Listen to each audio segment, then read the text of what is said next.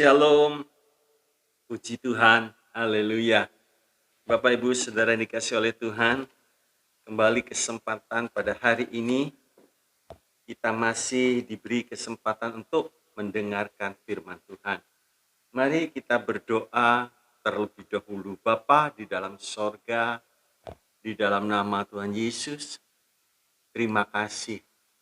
Terima kasih Tuhan.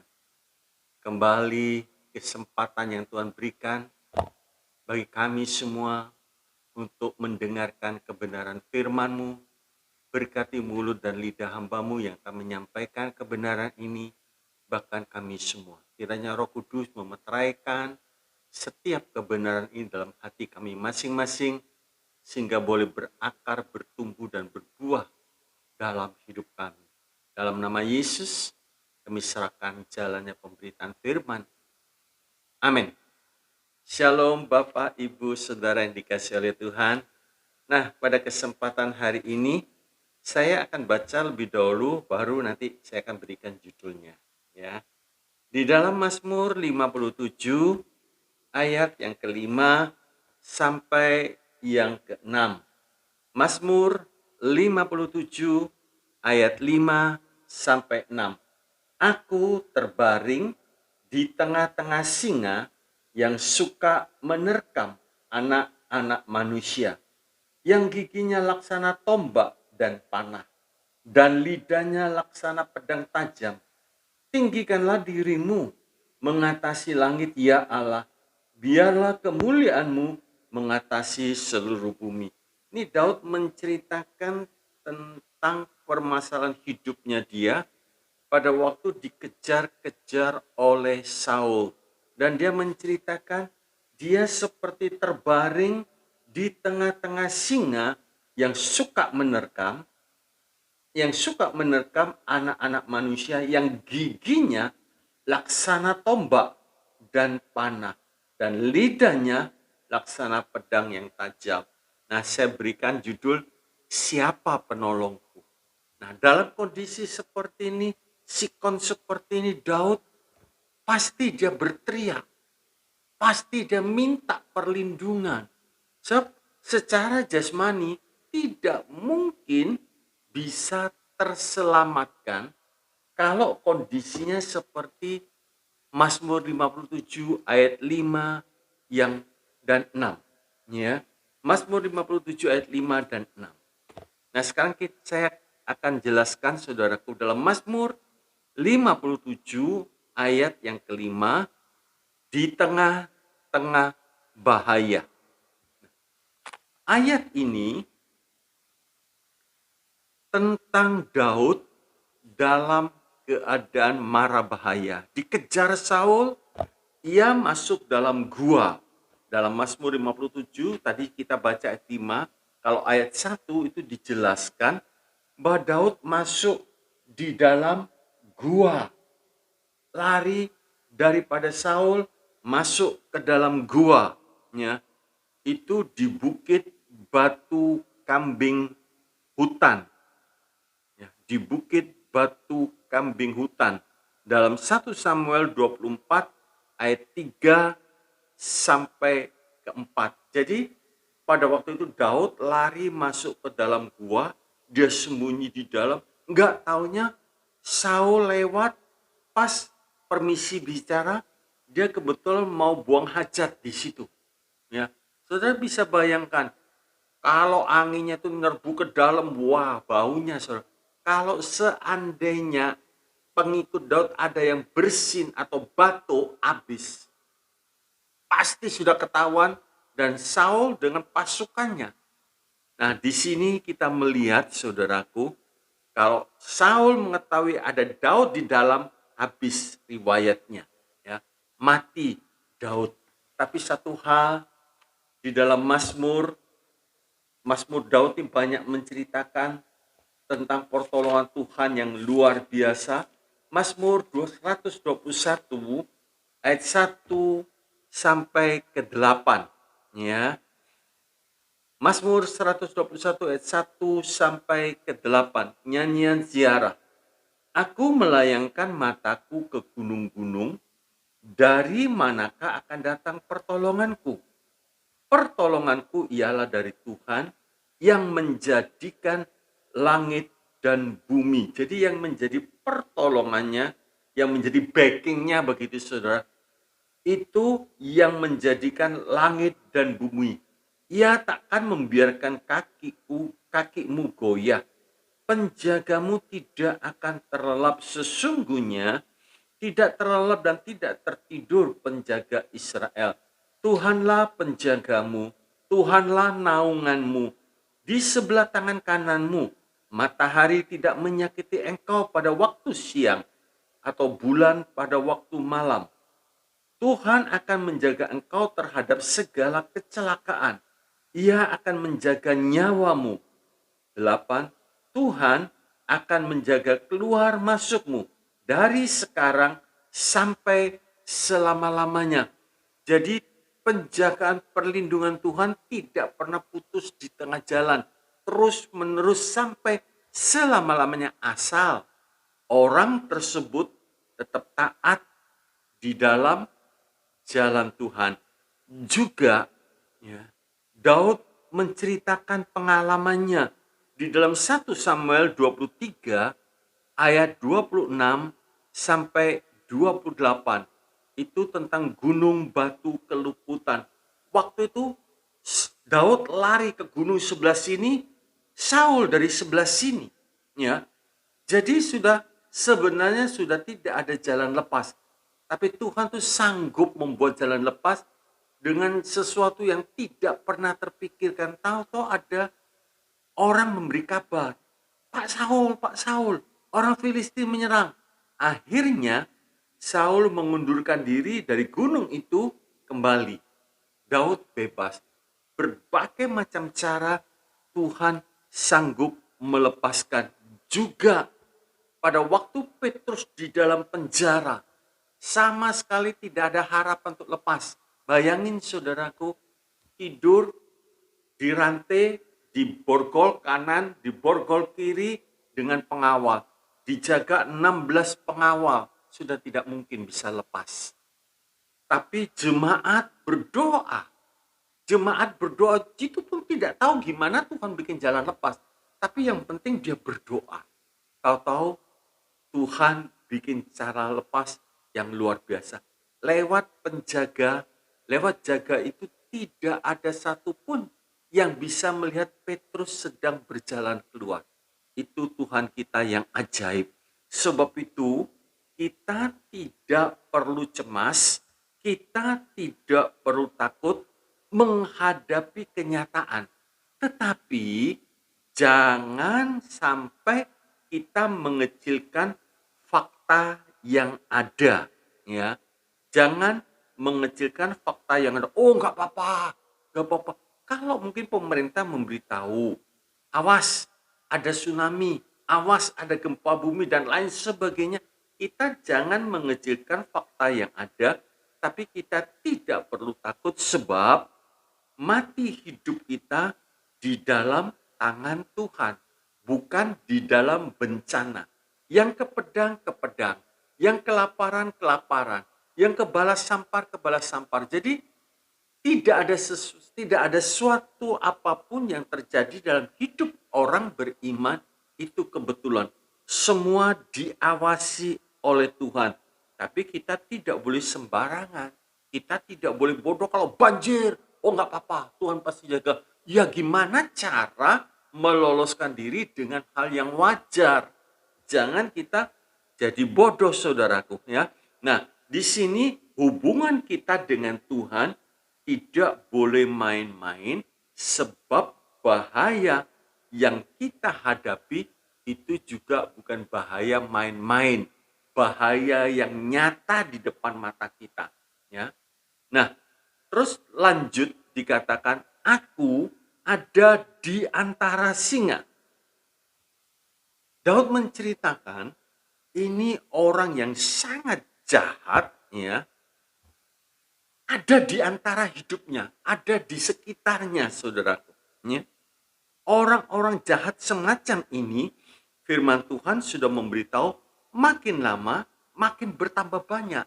Sebab mendekati kedatangan Tuhan, akhir zaman ini, kesukaran, aniaya, kejahatan makin lama makin tinggi. Yang jahat makin jahat, yang kudus makin kudus. Di dalam 2 Timotius 3 ayat yang ke-13 dikatakan, 2 Timotius 3 ayat 13, sedangkan orang jahat dan penipu akan bertambah jahat. Mereka menyesatkan dan disesatkan. Jadi ini sudah jelas, saudaraku ya. Kebencian yang disebabkan oleh macam-macam hal itu kita bisa lihat. Kadang-kadang karena iri, ya. Mungkin melihat orang ini kok sukses, dia gagal. Terus iri. Setelah iri timbul kebencian. Setelah itu bagaimana cara menjatuhkannya? Dan kejahatan itu biasanya kreatif, tidak statis, saudara. Berkembang, makin dibiarkan makin berkembang. Ya. Nah, Daud berada di tengah-tengah orang macam ini ya. Orang yang benci, orang yang iri, orang yang tamak, orang yang sombong, ras, ya, dan seterusnya. Ini orang seperti ini luar biasa kebenciannya. Dia mengejar orang-orang seperti Daud, ya, hendak dibunuh, ya, hendak dibunuh. Tetapi kalau kita melihat orang yang bikin celaka, orang yang bikin kita gagal, ya, jangan sampai kita hanya fokus untuk melawan manusianya, melawan orang yang jahat. Itu bukan fokus kita, sebab Tuhan berkata musuh kita bukan darah dan daging, tapi penghulu-penghulu, penguasa-penguasa di udara. Efesus 6 ayat yang ke-12. Karena perjuangan kita bukanlah melawan darah dan daging, ya, tetapi melawan pemerintah-pemerintah, melawan penguasa-penguasa, melawan penghulu-penghulu dunia yang gelap ini, melawan roh-roh jahat di udara. Dikatakan yang giginya adalah tombak dan anak panah. Selain singa, ya, di tengah-tengah seperti ini, giginya adalah tombak dan anak panah. Gigi itu untuk menggigit dan menelan. Dalam Galatia 5 ayat yang ke-15. Tetapi jikalau kamu saling menggigit dan saling menelan, awaslah supaya jangan kamu saling membunuh. Ya. Tombak adalah senjata untuk membunuh jarak pendek. Waktu Daud berada satu meja dengan Saul, waktu itu Saul kerasukan roh jahat, dia angkat tombak, dia lempar. Ini orang perang melempar tombak sangat dekat. Tapi Daud dijaga. Tidak ada satu rambut pun gugur tanpa diketahui Tuhan, tanpa izin dari Tuhan. Sekalipun dilempar begitu, Daud bisa lolos, bisa terlepas, ya, bisa terlepas. Nah, panah itu jarak panjang, jarak jauh. Kalau panah ditarik, saudaraku, itu membunuh jarak jauh.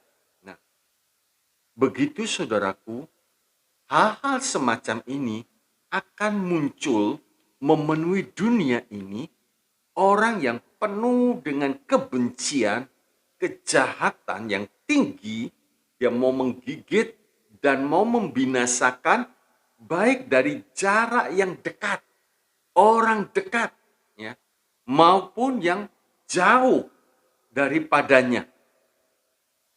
Jadi dari orang dekat kita tidak tahu yang bikin celaka Tuhan Yesus itu bukan orang jauh, orang dekat. Ya, kadang-kadang jauh juga bisa membuat, dari jauh membuat celaka. Ya. Nah, tetapi di dalam Mazmur 91, Mazmur 91 ayat 5 sampai yang ke-7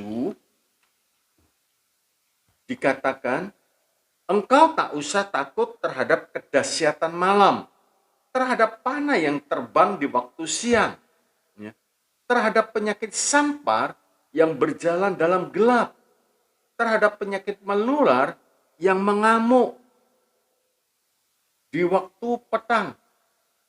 Walau 1.000 orang rebah di sisimu dan 10.000 di sebelah kananmu, tetapi itu tidak akan menimpamu. Di sini jelas waktu siang, waktu malam itu musuh menyerang, tidak takut. Sampar itu jarak dekat, ya. Satu kota bisa kena semua, dan bala ini dahsyat, saudara. Ya, kena bala sampar bisa ribuan orang mati. Nah, dari jauh, ya, dari jauh itu dikatakan, saudaraku, bisa datang, bisa menghinggapi juga panah yang terbang. Itu ya. Saudara perhatikan pada waktu Raja Ahab perang, itu satu orang yang dikhususkan cari Raja Israel. Waktu itu Yosafat nyamar jadi Raja Israel, tapi dia teriak pada waktu mau dipanah, dia teriak, bukan. Akhirnya satu orang sudah sembarangan, jadi dipanahkan itu, terbang panah nih. Terbang pas di baju sambungan besinya, masuk panah itu. Mati Ahab. Nah, di sini saudaraku, baik dari dekat orang mau mencelakakan kita, jangan takut. Baik orang jauh, ya, mungkin saingan dagang, sekalipun tidak kita kenal mungkin, karena jauh dan lain sebagainya, ingin menghancurkan kita dan lain sebagainya, jangan pernah takut. Terus dikatakan lidahnya itu pedang yang tajam, ya. Tadi berbaring di tengah-tengah singa, ya. Giginya seperti tombak dan anak panah. Lidahnya itu pedang yang tajam. Lidah itu untuk berbicara.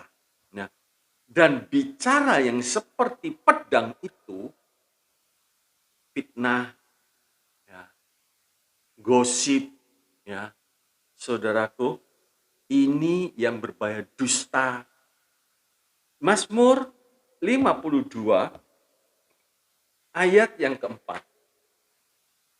Mazmur 52 ayat yang keempat dikatakan, engkau merancangkan penghancuran, lidahmu seperti pisau cukur yang diasah. Hai engkau penipu. Ya. Jadi orang yang dusta, jadi dia bisa ngarang cerita. Kalau orang dusta tuh bisa ngarang cerita macam-macam.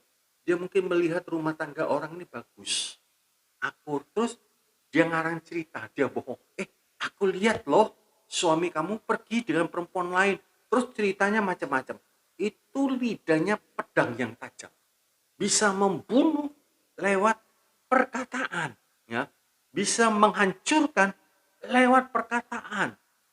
Mazmur 64 ayat yang keempat. Mazmur 64 ayat yang keempat dikatakan, yang menajamkan lidahnya seperti pedang, yang membidikkan kata yang pahit seperti panah. Ini perkataan jahat, saudara. Hati-hati. Kalau perkataan kita tidak dijaga, berapa banyak menusuk hati orang, berapa banyak menghancurkan kata-kata. Tapi kalau kata-kata itu dijaga, kita belajar berkata sesuai dengan firman Tuhan. Jikalau engkau berkata, hendaklah perkataanmu sesuai dengan firman Tuhan. Nah, perkataan seperti ini, kalau itu pas diucapkan dengan tepat, itu seperti apel mas dalam pinggan perak, bukan main. Ya, hati-hati dengan perkataan. Seringkali itu persoalan biasa, kecil. Tapi karena ada yang ngomporin, yang manas-manasi dengan perkataan, akhirnya bisa terjadi kerusuhan yang hebat. Ya, satu rumah bisa hancur. Satu rumah bisa hancur. Bahkan beberapa waktu yang lalu dalam berita, satu desa dibakar gara-gara perkataan yang tidak terkendali. Atau doet itu juga perkataannya jahat. Sampai orang dibunuh orang yang berpakaian imam. Gara-gara perkataan. Ya. Gara-gara perkataan. Sebab itu firman Tuhan mengatakan, hutan yang besar itu terbakar oleh api yang kecil. Lidah itu api yang kecil tapi bisa membakar yang besar. Hati-hati, ya. Di dalam Mazmur 57 ayat 6, nah di sini ini kunci jawabannya. Ya. Siapa penolongku? Nah, di Mazmur 57 ayat 6 ini kunci jawabannya. Dikatakan Allah ditinggikan di atas langit dan bumi. Ya. Ayat ini menjadi jawaban di saat orang itu di lingkungan singa, ya, giginya seperti tombak, lidahnya tajam, saudara, dan lain sebagainya. Ayat ini merupakan jawaban dalam keadaan bahaya yang mengancam. Daud mengerti betul, ini bukan sekedar punya tinggikan dirimu, mengatasi langit.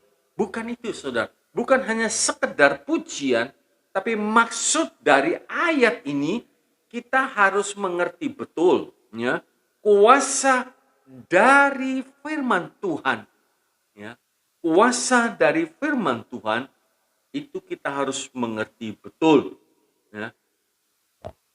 Waktu Daniel ditangkap itu dicari dan dicatat dalam firman Tuhan, mereka yang mencari-cari tidak mendapatkan kesalahan Daniel kecuali di dalam hal ibadahnya, ya, kecuali di dalam hal ibadahnya.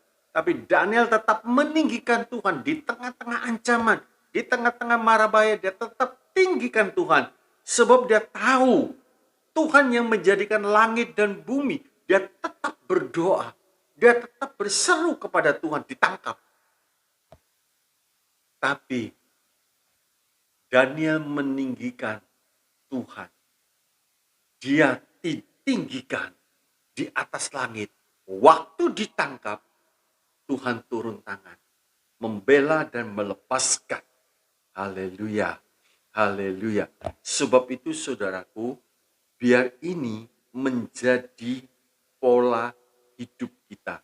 Meninggikan Allah, ya, meninggikan Tuhan di atas segala langit dan bumi. Maka pertolongan Tuhan akan nyata. Dikatakan, biarlah engkau ditinggikan ya Allah. Jadi di tengah-tengah kesukaran dan aniaya, kesusahan apapun, biasanya orang yang gak berjaga-jaga, orang yang gak biasa meninggikan Tuhan, yang keluar dari mulutnya persungutan, keluhan, ya, rasa kecewa, rasa putus asa. Tapi di sini kita melihat, biarlah engkau ditinggikan ya Allah. Dalam keadaan apapun, sikon apapun, Daud mengatakan, biar engkau yang ditinggikan. Haleluya. Pertanyaannya begini, apakah Allah tidak bisa meninggikan dirinya sendiri? Oh, pasti bisa. Pasti bisa, saudara. Saya beri contoh begini. Waktu tabut Allah dirampas oleh orang Filistin, dibawa ke kuil Dagon, kuilnya orang Filistin, ditaruh di kuil Dagon. Besok paginya nggak ada siapa-siapa di dalam kuil itu. Tahu Dagon bisa roboh ke tanah, jatuh, didirikan lagi. Besoknya jatuh terpenggal-penggal, menghadap kepada tabut. baru dia tahu. Allah tidak perlu dibela, tetapi di sini ada satu pelajaran, saudaraku, mengapa kita harus meninggikan Allah. Ya, Allah sudah tinggi, Allah sudah luar biasa. Ya, meninggikan Allah itu dengan cara kita menghormati Dia, ya, dengan takut akan Tuhan, ya, sehingga kita menjauhkan diri dari segala kejahatan sampai dalam hati dan angan-angan. Itu namanya meninggikan Tuhan. Jadi di tengah-tengah mungkin orang-orang yang nggak bagus, orang-orang jahat begitu, tapi kita tinggikan Tuhan dengan takut akan Tuhan. Amsal 16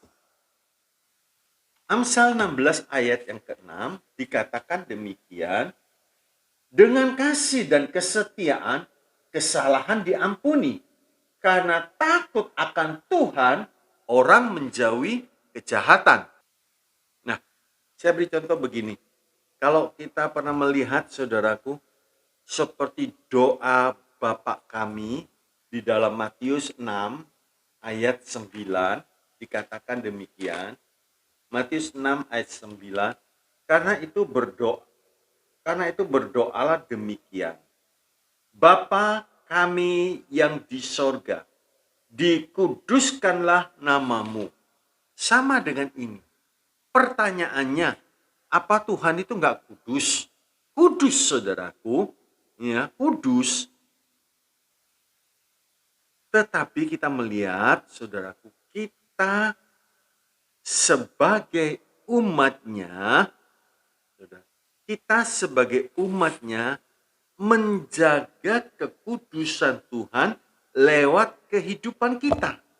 Sehingga nama Tuhan tidak dihujat. Orang menghujat Tuhan karena melihat umatnya yang hidupnya sembarangan, nipu,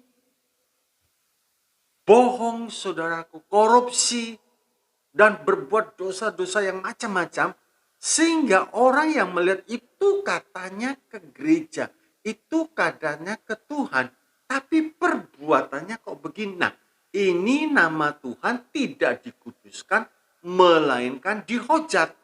Di dalam kitab Roma 2 ayat 24, Roma 2 24 dikatakan demikian, seperti ada tertulis, sebab oleh karena kamulah nama Allah dihujat di antara bangsa-bangsa lain. Nah, kalau sekarang kita melihat, mungkin ada orang bersalah pada kita, terus dimaki-maki, dikata-katai, dihina. Orang lain lihat. Terus apa yang mereka katakan? Orang Kristen kok begitu ya?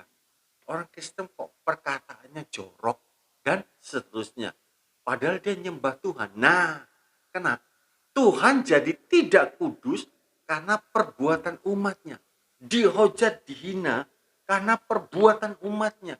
Dagang gak pernah jujur. Barang KW3 bilang KW1 dan seterusnya. Akhirnya kalau orang tahu, sudah jangan beli ke orang Kristen. Juga sudah jangan beli ke orang beriman. Gak jujur. Nah, dan seterusnya. Di dalam 1 Petrus 2 ayat yang ke-12, 1 Petrus 2:12, milikilah cara hidup yang baik di tengah-tengah bangsa bukan Yahudi, supaya apabila mereka memfitnah kamu sebagai orang durjana, mereka dapat melihatnya dari perbuatan-perbuatanmu yang baik dan memuliakan Allah pada hari Ia melawat mereka. Saudaraku, di tengah-tengah keadaan seperti ini, biar kita memiliki cara hidup yang baik.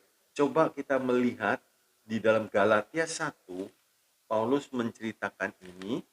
Galatia 1:24, dan mereka memuliakan Allah karena aku.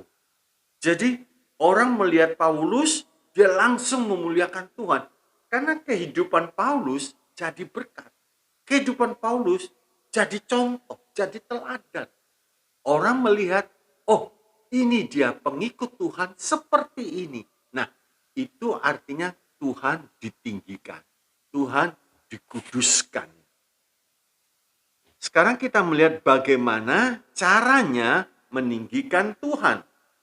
Bagaimana caranya meninggikan Tuhan? Satu, memberi waktu dengan limpah,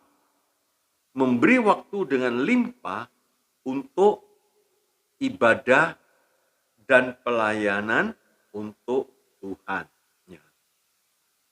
Orang yang meninggikan Tuhan itu tidak pernah memberi jawaban, wah sorry, tidak ada waktu. Atau tidak pelit dalam memberi waktu untuk Tuhan, melayani Tuhan. Nah, di sini tampak jelas kehidupan orang itu meninggikan Tuhan atau tidak dari jawabannya. Pada waktu mungkin pelayan, waduh, gak ada waktu, ibadah waktu gak ada waktu, sibuk. Nah, orang seperti ini kelihatan jelas meninggikan Tuhan atau tidak, ya, sangat jelas. Orang yang memberikan waktunya untuk Tuhan, pasti dia akan memberi jawaban, ya, saya siap. Haleluya. Ya, saya siap. Ya. Jangan kikir, saudara. Jangan pelit untuk Tuhan. Apalagi muncul persungutan.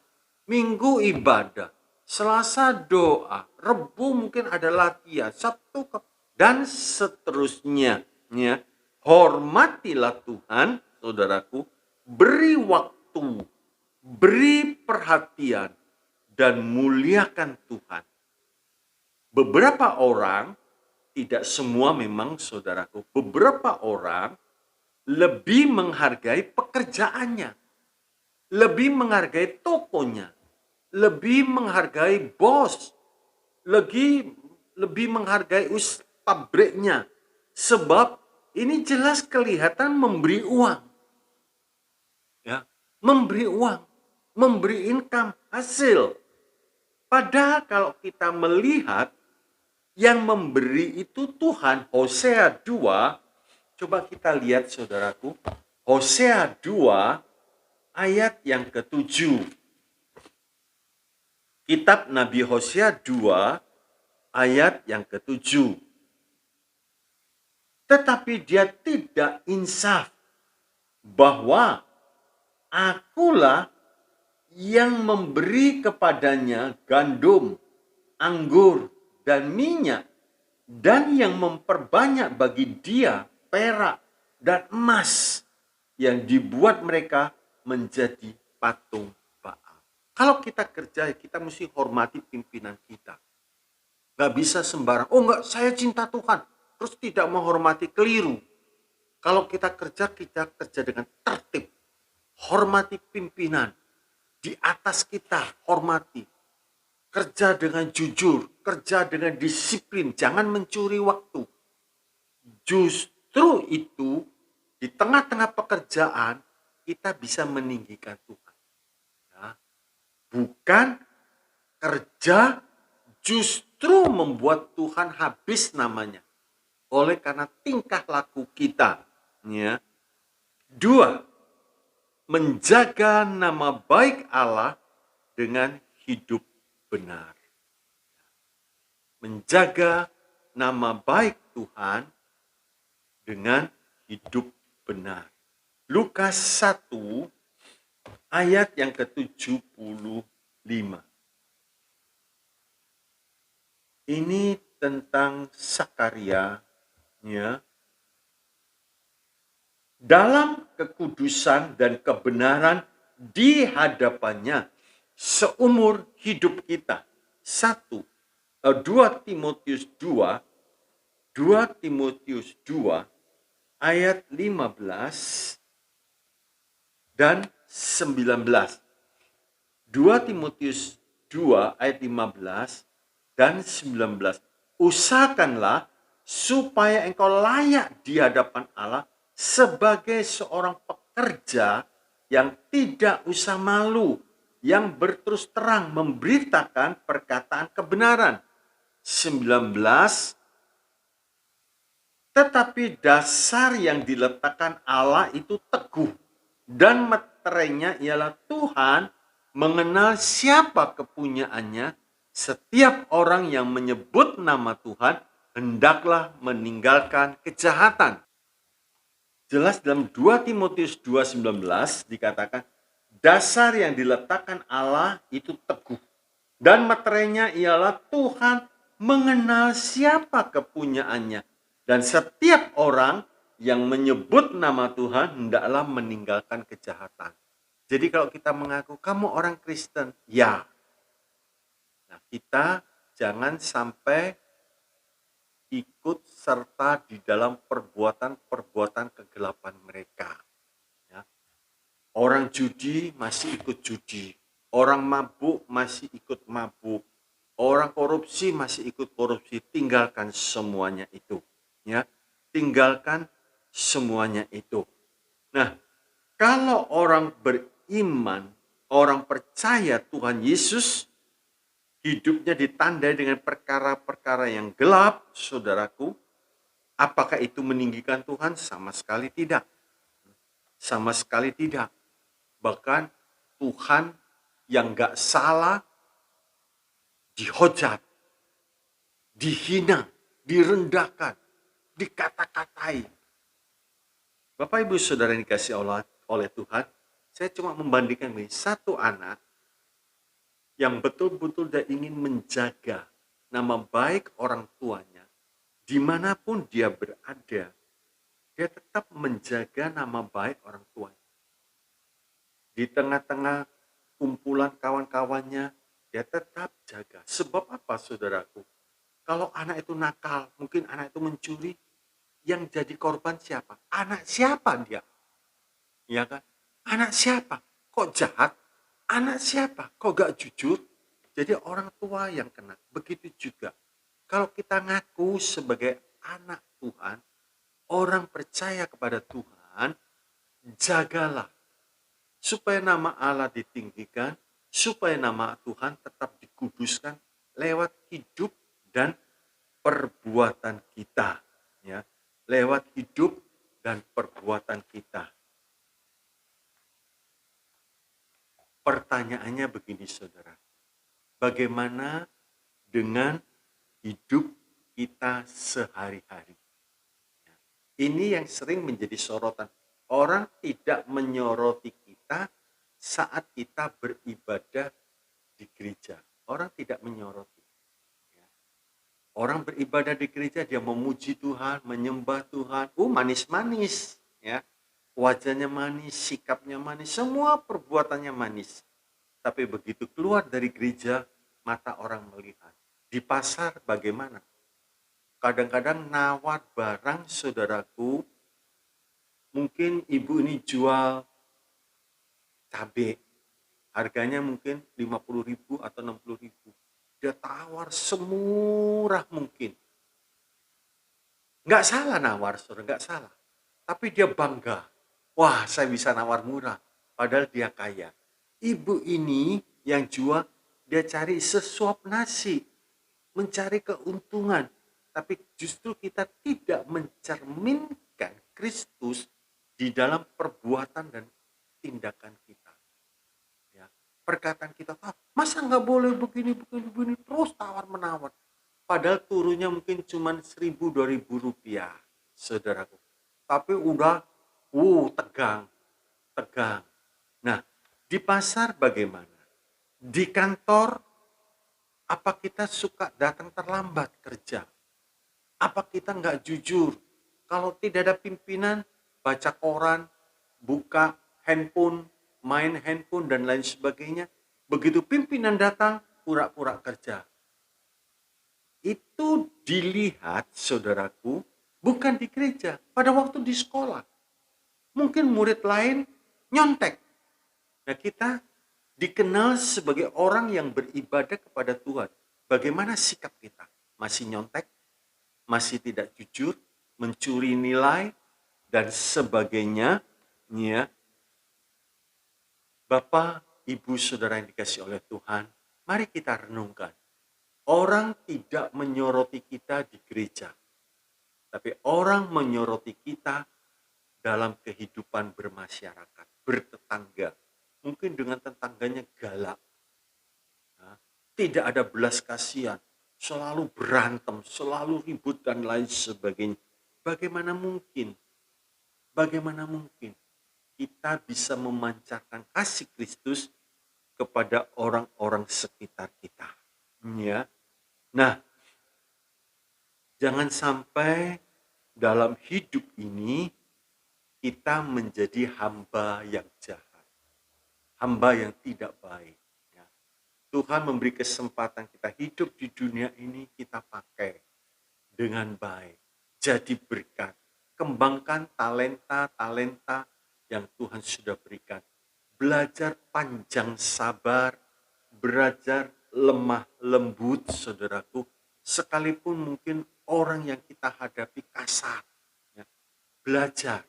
Tapi kita juga perlu cerdik. Jangan sampai dimakan oleh orang seperti ini. Di dalam Matius 25 ayat 26 sampai 30, Matius 25 ayat 26 sampai 30 dikatakan demikian. Maka jawab tuannya itu, "Hai kamu hamba yang jahat dan malas, jadi kamu sudah tahu bahwa aku menuai di tempat di mana aku tidak menabur dan memungut dari tempat di mana aku tidak menanam. Karena itu sudahlah seharusnya uangku itu kau berikan kepada orang yang menjalankan uang, supaya sekembaliku aku menerimanya serta dengan bunganya. Sebab itu ambillah talenta itu daripadanya dan berikanlah kepada orang yang mempunyai 10 talenta. Karena setiap orang yang mempunyai kepadanya akan diberi, sehingga ia berkelimpahan. Tetapi siapa yang tidak mempunyai, apapun juga yang ada padanya akan diambil daripadanya. Dan perhatikan, dan campakkanlah hamba yang tidak berguna itu ke dalam kegelapan yang paling gelap. Di sanalah akan terdapat ratap dan kertak gigi. Ya. Kita sebenarnya sudah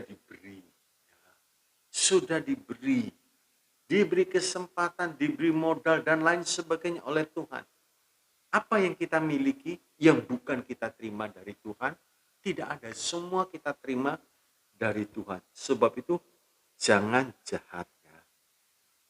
Di dalam hal ini, saudaraku, biar kita senantiasa, kalau kita menjaga nama baik Tuhan, biar kita senantiasa penuh dengan Roh Kudus. Roh Kudus itu mengingatkan kita, itu tidak boleh. Mungkin anak dengan orang tua, anak mau kurang ajar, anak mau berkata-kata kasar pada orang tuanya. Roh Kudus akan ingatkan, nggak boleh.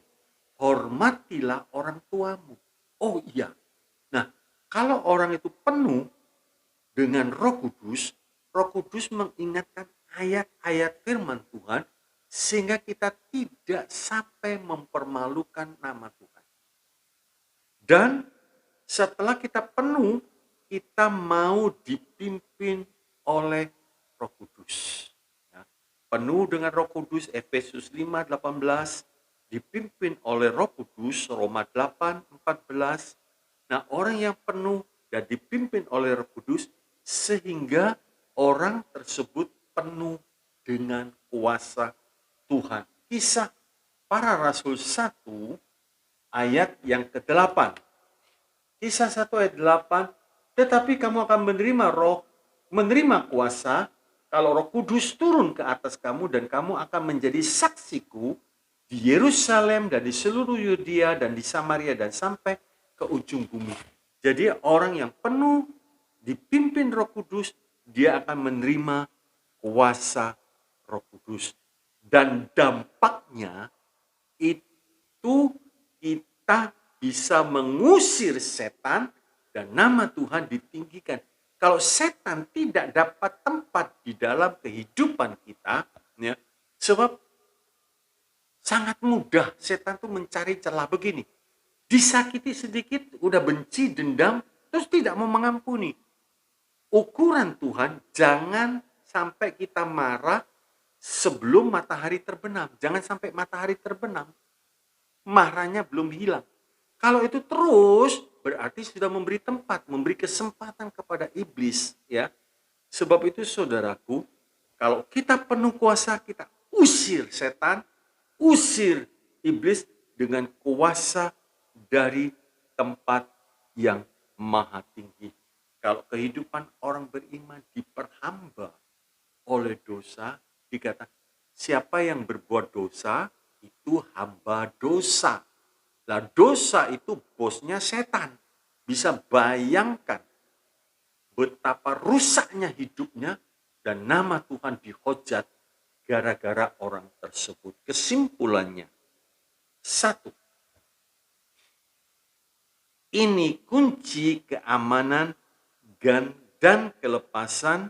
Ini kunci keamanan dan kelepasan dari segala bahaya maut yang mengancam kita. Ini kunci keamanan dan kelepasan dari segala bahaya maut yang mengancam kita. Mazmur 57 ayat yang ke-6 tadi kita sudah baca. Kalau kita bisa meninggikan Tuhan, oh haleluya, di atas segala langit dan bumi, apapun sikonya terdesak, tapi kita berkata, puji Tuhan. Aku lahir telanjang. Sekarang semua diambil oleh Tuhan. Segala puji bagi Tuhan. Haleluya. Dia sedang meninggikan Tuhan. Dia sedang mempermuliakan Tuhan lewat perkataannya. Sekalipun sikonnya jelek waktu itu. Dua, kalau kita meninggikan Tuhan dalam hidup kita, kalau kita meninggikan Tuhan dalam hidup kita, pasti Allah nyata dalam hidup kita. Kalau kita meninggikan Tuhan dalam hidup kita, pasti Allah nyata dalam hidup kita. Oh haleluya.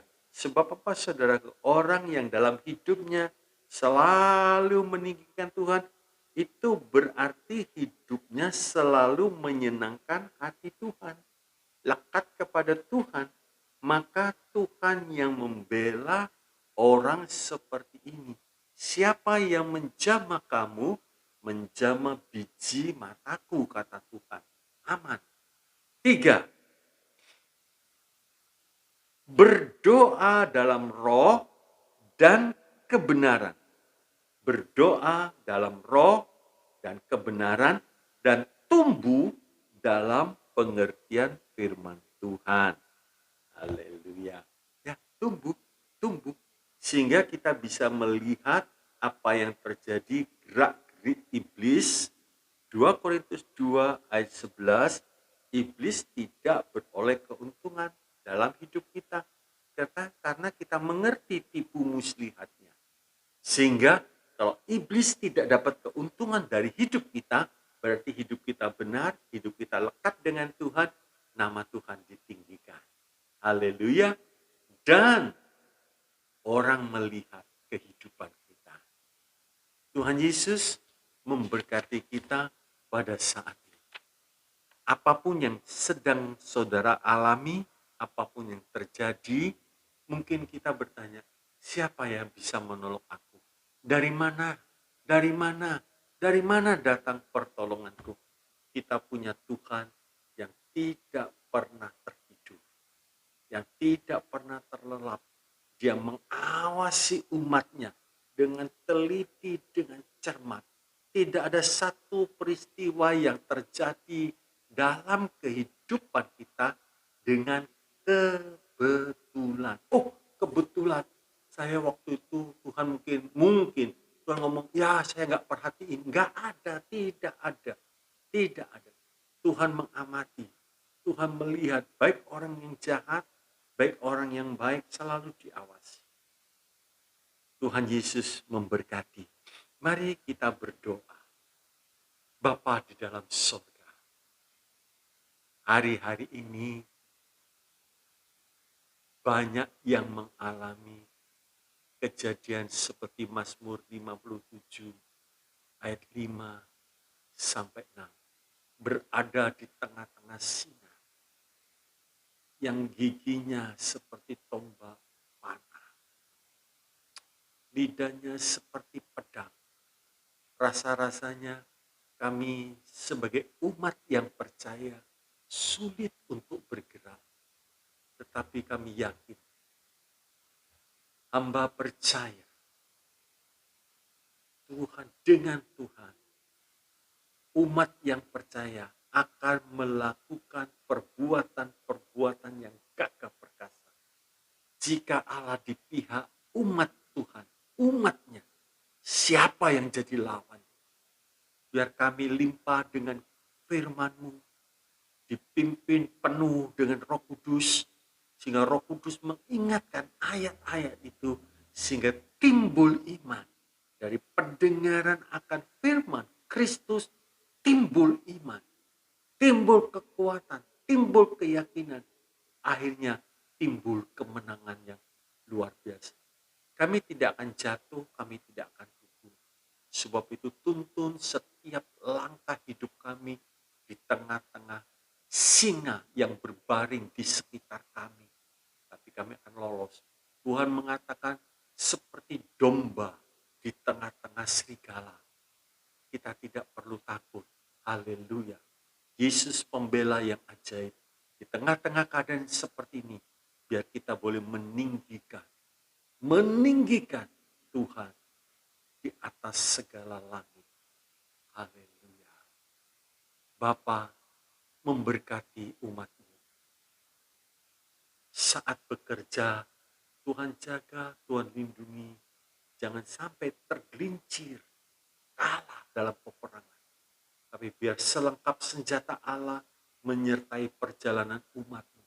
Di tengah pekerjaan, di dalam keluarga, di dalam pelayanan, masa mudanya, Tuhan berkati semua. Baik kesehatan. Kami serahkan semuanya dalam tangan-Mu. Biar umat yang mendapat kesempatan untuk mendengar diberkati oleh Tuhan dengan kelimpahan dari tempat yang maha tinggi. Terima kasih. Dalam nama Yesus, hamba-Mu berdoa dan berserah. Mari kita angkat tangan kita. Bapak, Ibu, Saudara yang dikasihi oleh Tuhan, terimalah saat ini berkat kasih dari Allah Bapa, damai sejahtera, sukacita, dan anugerah dari Tuhan kita, Yesus Kristus, kuat kuasa di dalam persekutuan Allah Roh Kudus, limpah dengan karunia-karunia roh dan buah roh, menyertai perjalanan kami, sehingga kami dengan yakin, Allah yang ditinggikan, atas segala langit dan bumi, itu yang menjadi penolong kami. Terpujilah nama Tuhan. Dalam nama Yesus, berkat ini diberikan. Haleluya. Semua yang percaya katakan, amin. Shalom. Tuhan Yesus memberkati.